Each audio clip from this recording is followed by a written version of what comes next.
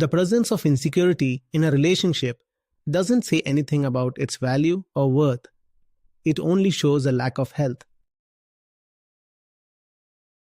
अनेकदा आपल्याला असं वाटतं की जर आपण कोणाबद्दल खूप पॉझेसिव्ह आहोत, ऑब्सेसिव्ह आहोत, अटॅच्ड आहोत, तर याचा काहीतरी संबंध प्रेमाशी नक्कीच असेल. आपल्याला असं वाटतं की दुसऱ्याला थोडं धरून ठेवण्याची जी इच्छा आहे किंवा तो निसटून जाऊ नये यासाठी असलेली भीती आणि असुरक्षितता याचा संबंध प्रेमाशी आहे. असुरक्षिततेचा संबंध आपल्या स्वार्थाशी असतो, कारण आपण आहोतच तसे. आयुष्यातील इतर सर्व बाबतीत आपण निस्वार्थ आहोत का, सेल्फलेस आहोत का? जर नसाल तर आपल्या आयुष्यात जी माणसं आहेत, ज्यांच्याशी आपलं नातं आहे, त्यांच्या बाबतीत तरी आपण निस्वार्थ कसे होऊ? आपल्या आतलं सेंटर, केंद्र तर एकच आहे, बरोबर ना?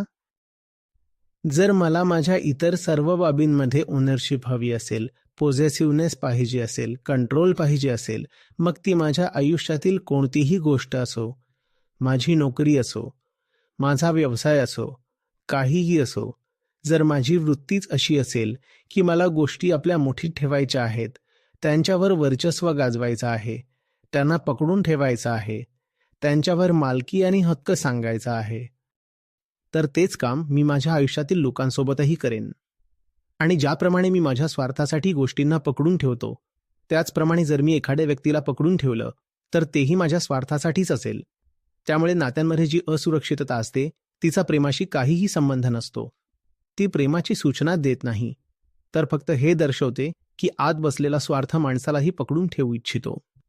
हो, तो प्रेमाचं नाव घेतो, कारण कोणीही उघडपणे कसं सांगणार की मी माझ्या स्वार्थासाठी तुला पकडून ठेवत आहे, म्हणून प्रेमाचं नाव घेतलं जातं.